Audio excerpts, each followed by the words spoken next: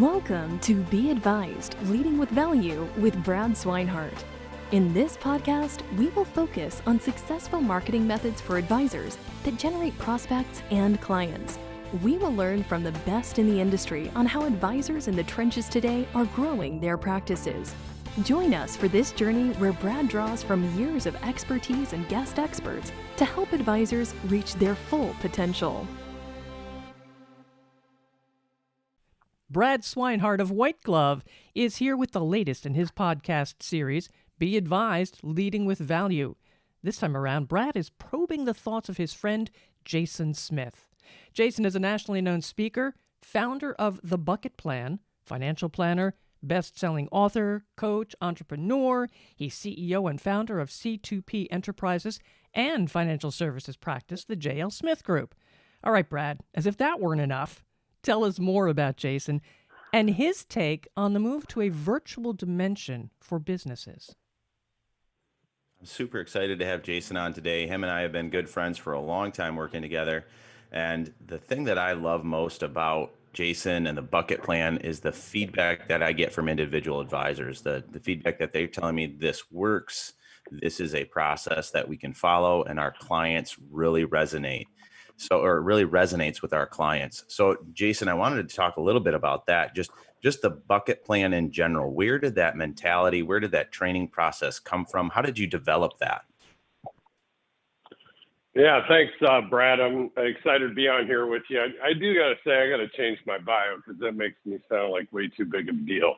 It's not that big of a deal, but anyways, let me tell you a little bit of a story of how the Bucket Plan, like the earliest memory, right, that I have, because through the years now, over the last 20 years of me using this approach of time segmenting money, I've learned of all kinds of great thought leaders that, and if you go back to the earliest citing, it's really Harold Novinsky of the concept of bucketing. So bucketing has been around a long time, and there's a million different versions of it out there. There's 3 bucket approaches, 4, 5, 7 bucket approaches. But, in my situation, the earliest memory that I have is when I've always really liked the concept when I'm working with clients of drawing up on a dry erase board, right? Actually, I have a PANA board in my office. And so it's kind of cool. You can kind of print out. It's like kind of like a smart board you can print out at the bottom of what you're drawing on the board. And so I would always draw the client's assets, their different accounts up on the board. And they were boxes. When I'm going back 20 years ago, there were boxes. And I'll never forget the day and the client and the time that it happened. But as I'm drawing the 3 boxes, and I would explain, like, this is your money you leave in the bank. This is your emergency fund. This is the first of the 3 boxes. And I would explain the second box of, like, this is the money we need to create income off of. This is the money we need to be more conservative with. This is the money we need to be able to rely on sooner rather than later in retirement.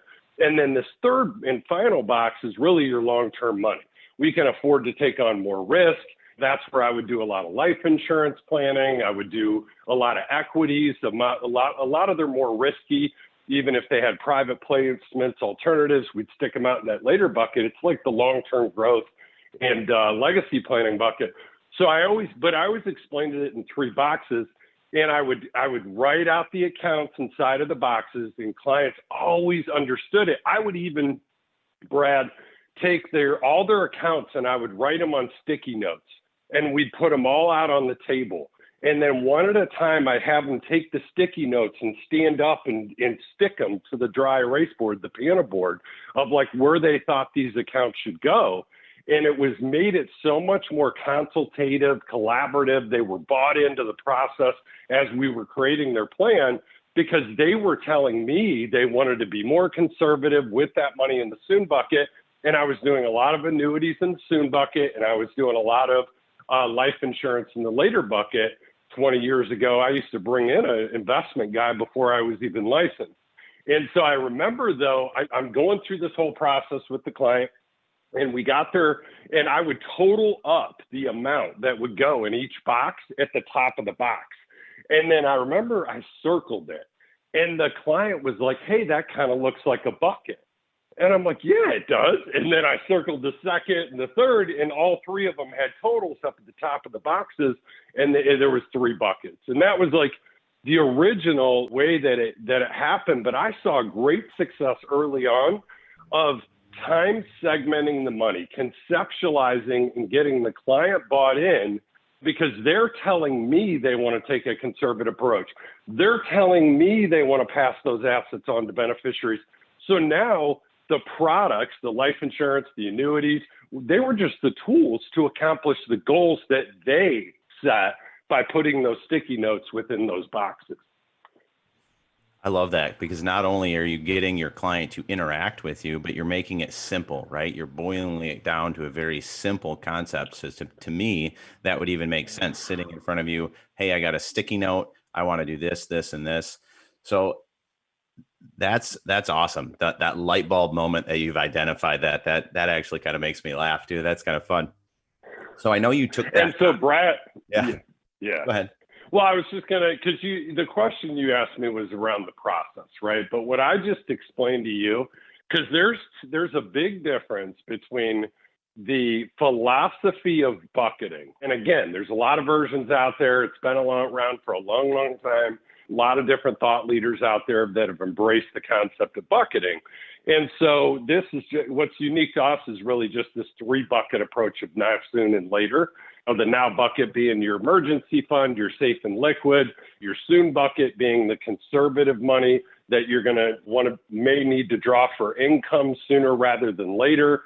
So you're taking a more conservative approach to buy a time horizon between the now and the soon bucket to give your client the confidence to invest the rest of the money to make the commitments in the later bucket and ride out the volatility in the market for long-term growth. And then also for legacy planning.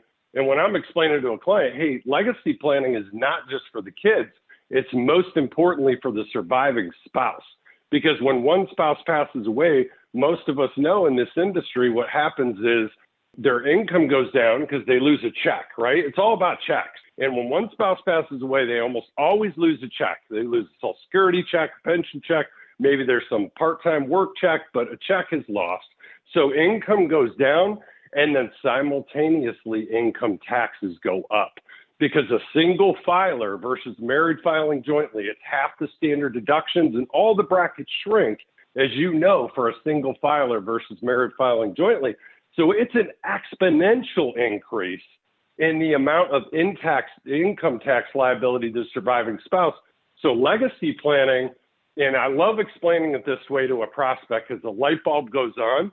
And this is what I'd encourage all of you to do is, like, if you're using or we're going to talk about bucketing, when you talk about legacy planning, it's not just for the kids. It's most importantly for the surviving spouse, because it's a double whammy. Income goes down, income taxes go up. And so that's the philosophy of bucketing, Brad. But what we've done that's a little bit even more unique is we've taken our 3-bucket approach of the now, soon, and later to simplify, right? Because simplicity is the ultimate sophistication. And so that's Leonardo da Vinci. And so what we've done is we've taken that 3-bucket approach and we built a process around it, right? We built a simplified financial planning process that you don't need a bunch of software. You don't need a bunch of Monte Carlo simulations. You don't need to be a CFP, even though half of our people are CFPs, because they tend to overcomplicate, and the bucket plan helps them simplify. But at the end of the day, it's a simplified financial planning process that's been built around the philosophy of bucketing. And I remember you told me a story one time of an advisor who went through the whole bucket plan and explained everything to the prospect or client, and then they drew out on a little piece of note paper, right? That the little buckets on the note paper, and then the client walked away and said, "Well, can I take that? Can I take, like, I don't want your big financial plan that you wrote out. I'd like that note paper that you wrote on." And I think that really, Brett, that story was at a White Glove. It was at a White Glove University. That story was literally after I spoke at the Toronto White Glove University last summer. or whenever that was. I don't know. It was last year sometime. And the guy saw me speak. And when he came back the second day, he told that story on camera. Dean was like interviewing him. He was just blown away by it. It's pretty cool. He closed a big account. I love that. And I know you've built a very successful training program around this concept, and it really does help advisors. And that's why I'm excited to have you on today, because I've talked to advisors that have gone through that training program and they love it. They said, you know what, I've been doing this for years and this instantly impacted my business. So with that training program and the new environment that we're in, the new opportunities that are out there virtually, how have you guys transitioned at the Bucket Plan to still train and support advisors now that most everything is going virtual? Right. Well, we pivoted pretty hard, no doubt about it. And we were very fortunate that my business partner, Dave Allison, and you know Dave, and he has run a very successful financial planning practice out of Palo Alto, California, working with high net worth some entrepreneurs and basically executives in the tech industry. And so Facebook and Google, those type of clients. And so he lives here in Cleveland, Ohio, but he's built an amazingly successful financial planning practice in Palo Alto, completely virtual. So he is way ahead of the curve than anybody I had really known in the industry. And lucky enough, he's my business partner. So Dave was able to provide a tremendous amount of thought leadership in regards to how to set up yourself with all the appropriate technology in a virtual environment to have the right tools, the right resources, kind of all the mistakes he's made through the years that he's troubleshooted through. And we were able to build out online university e-learning courses to teach the advisors what technology they need, how to utilize the technology, and then ultimately to provide them with a level of success. But then what we did is, what's cool about it again is he's been running the Bucket Plan remotely for a number of years. And so he had already figured a lot of this stuff out. So for example, so powerful, as I talked about earlier in the story, of like the 3 boxes that turned into 3 buckets, but still today, we collaboratively create the bucket plan with the client. What you don't want to do is just be like, here's your bucket plan, and I'm going to sell you this within these buckets. There's an art to collaborating with the client because they buy in. It's called consultative selling. It's asking questions, and then you package and feed back all of their answers based on what their pain points were, what their priorities were. And that's what we do and what we teach within the overall bucket plan system and training. But so what Dave has done, though, and what we've been able to teach advisors to do is how to pivot and do that virtually. And so, for example, I'll just rattle off some of the quick things. Too many people rely on their internet connection for the audio. You should always dial in. You should dial in and then utilize the internet for your video. Because if there's a disruption in the video, you can keep talking them through the audio. And so that was like a simple thing that a lot of people don't think about. And it happens, right? Tech fails. Internet connections fail. Stuff freezes up, this, that, and the other. And it's seamless if you're dialed in. And when you do dial in, by the way, invest in a set of AirPods, right? Make sure that you get yourself a set of AirPods for good sound quality. I mean, it makes a monster difference than trying to do it on a speakerphone or whatever it is. So simple AirPods is great. When it comes to a camera, you want to do a ring light. I mean, that's super important. You want them to see your face lit up really appropriately. Invest in a decent camera that gets mounted right in the middle of that ring light. So, I mean, that's a simple thing. The other thing is going back to that whole drawing on a whiteboard. And I think there's a psychology to that, because when you're standing up on the whiteboard and you're teaching concepts and you're collaborating with your client, it's like almost like a teacher student. And so what happens in a virtual environment, though, how in the heck, or say you're a notepad presenter, even if you don't do it up on a whiteboard, say you do it on a notepad, and that's the way you as an advisor out there have done a lot of your sales in the past. You explain concepts on a notepad. Well, you don't want to lose that in a virtual environment. So what you want to do is you want to get yourself a tablet. You want to upload, download, whatever. I guess it'd be download Microsoft OneNote is a great one that we utilize. And then we upload all the documents that we want to draw on and utilize at point of sale to explain the concepts. And then what we simply do, Brad, is we actually have the tablet log in as an additional meeting participant. So that way the camera's on me, I'm working off my laptop, but I have the tablet right there. I can write on the tablet with the pen, and I can bring up the documents. And anytime I want to use the document, I just simply click the button, share screen, and boom, it's in the meeting. They can see my screen on the tablet. I can draw on it. I have a blank screen that I can draw the different concepts, all while they're looking at me right on the camera.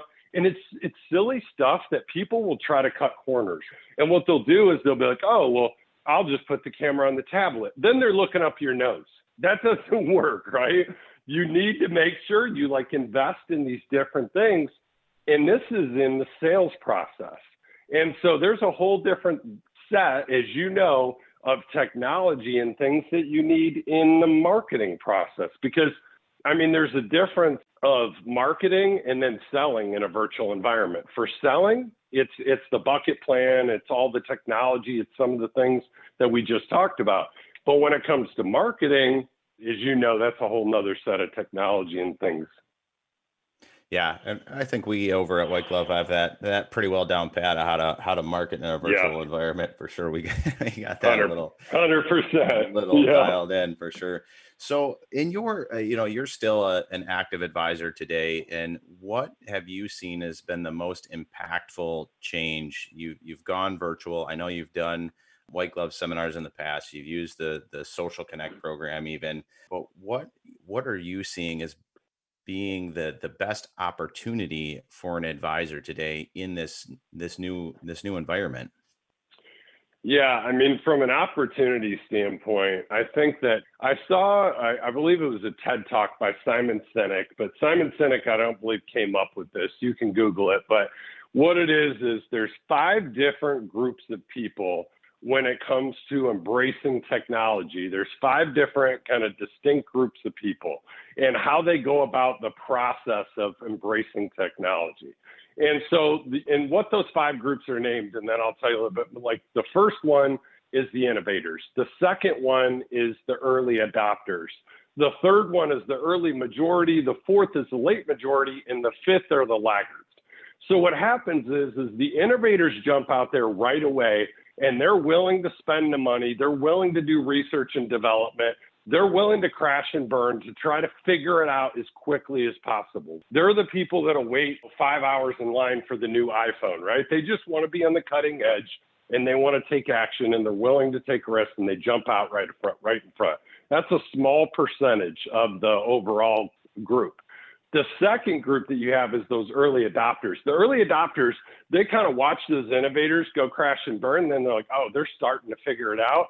I need to be first on. I need to be part of that group. So they pause for a minute, but then they jump in, and you start to get a higher percentage, but you're talking about like maybe 5% in the innovators, maybe 10, 15% of the early adopters. Right now, what I'm seeing is the innovators, when it comes to hunting in a virtual environment, which is what we're all trying to figure out. How do you go bring on new clients and new assets in a virtual environment?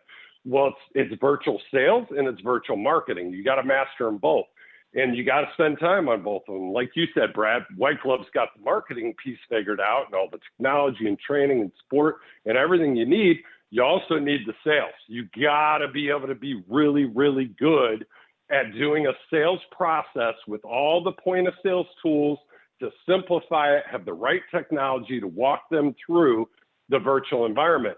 And so what's happened so far is in March and April, the innovators jumped in. They were throwing everything against the wall to see whatever would stick. They were crashing and burning, doing research and development, figuring it out. Then what happened is May and June, you had their early adopters jump in. Those are the guys, they saw the innovators and they're like, all right, I can't get left behind. I got to figure this out. They jumped in, they started doing it May, June. Now what you have in July and August is you're starting to see the early majority start to move in and start to take action. But so many advisors have made the mistake, because ultimately you got to get the early and late majority before the bulk of the people are actually taking action. But the opportunity right now is to be part of that early majority. Be part of the early majority. Be an innovator in your community, in your area, and in the people you're trying to market to. Because if you're late or you're a laggard, then all your competitors are going to already have seized the opportunity.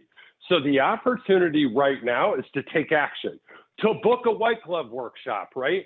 To embrace, get a training. If it's not the bucket plan and this training that we offer, find another one, but get yourself really proficient in a sales process that works in a virtual environment and getting all that technology and everything else, because you want to be part of the early majority, and it's not too late, but you've got to take action right now, because otherwise it's going to get saturated and your competitors are going to beat you to it. And you want to be known to all those people you're marketing to your current clients, to their friends and family, to their loved ones, and as well as to your prospects you have in your database. You want to be the one known as the one that's coming out, ahead of the curve. Well, that's that old saying, right? If you want to wow your prospects, you want to wow your customers, you need to bring them the information before they know to look for it. If they come and find you, or they come and find your competitor, then you've lost that wow factor. But when you come to them with that information of, hey, this is something you should be paying attention to, and you can turn that light bulb on, that's something they're never going to forget. So we'll wrap up 100%. Here. There's just one last question for you, Jason. For your personal practice, or what you're training your advisors through the bucket plan, can you just give us an overview of what that sales process looks like? Is it one virtual call? Is it a virtual call, then an in-person meeting? Is it 3 virtual calls? What does that sales process look like in today's environment? Sure. I'm going to spend just like 1 to 2 minutes so you understand how we set up the sales process, and then I'll walk you through the sales process, because as you know, Brad, marketing and sales are completely connected, like hand in glove, right? And so from a marketing standpoint, we're doing a lot of virtual seminars. We're doing 1 a week, and our goal is to get 45 attendees, because what we're finding is about 20% of those 45 will go ahead and set up what we call a right fit client call. So our call to action is to try to get a 20-minute call. When we get on that virtual seminar, the first thing we do is we let them know up front, for any of the attendees that stay to the end, we're going to send you out a copy of the bucket plan book. That's our gift to you if you stay to the end of the virtual seminar. And so we let them know that up front to incentivize people to stay to the end. Then, of course, we have Calendly, so they have direct access to be able to link to our calendars to set the appointment. But our call to action all throughout the virtual seminar is, we're at the end of the call, we're going to give the opportunity to book an appointment, or as we near the end of the call, and we're letting them know, so they're not call it future casting, right? So they're not taken off guard all of a sudden when you're asking them to book an appointment. So we talk about that right fit client call all throughout. We let them know they're going to get a copy of the bucket plan book. We hit on that, the philosophy of bucketing, so they're intrigued, all those kind of things. At the end, we book a right fit client call, and this is where the sales process starts. Because the first thing we want to do is number one, we want to keep momentum going forward. And so sometimes setting up a virtual meeting or coming into the office in the COVID environment and everything else, we don't want to lose momentum with all those mental obstacles that could be in the way. And so we just want to set a simple phone call. And on that phone call, what we're basically doing is identifying what their resources are, what their top 2 to 3 priorities are of what they're trying to accomplish in their own financial life. Really, we're uncovering pain points, and we have a series of questions and scripts and everything of how we go about identifying and digging deep on those pain points. We identify what the resources they've accumulated thus far, and the terminology there is key. And then because we're disqualifying the people that we really can't help, that aren't a good fit for our firm. And so we have that right fit client call, but it also keeps momentum going because we want to book as many of those calls as quickly as we can. So only by doing 20-minute calls, it keeps the momentum going forward. So that's the first step, is basically we disqualify. We make sure we disqualify the people that aren't a good fit. For the people who are a good fit, then we go ahead and set up a discovery meeting. So we basically have a 4-step process in the discovery, which is the bucket plan. But in that discovery meeting, that's where we're basically focused on making the connection, starting to do the fact finding, going deeper on the pain points. And so we get the engagement for them to agree to go through the process. Then in that step 2, we start the design process. And there's a lot of that interaction. It's more fact finding, gathering the information. So that's step 2. And then step 3 is the deliver, right? And so the deliver is where we're actually delivering their individual customized bucket plan. So in essence, it's 3 steps before we go to deliver, and then dedicated is the 4th and final step.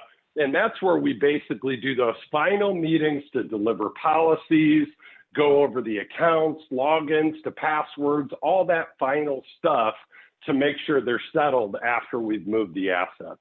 But that's basically what that looks like, Brad. That's awesome.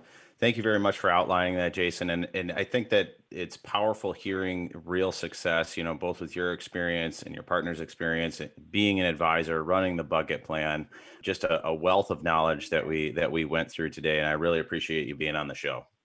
It was my pleasure. Always, Brad. Love talking to you, buddy. Great insights, guys, into success for advisors in a virtual world. Brad Swineheart of White Glove and Jason Smith of C2P Enterprises and the J.L. Smith Group.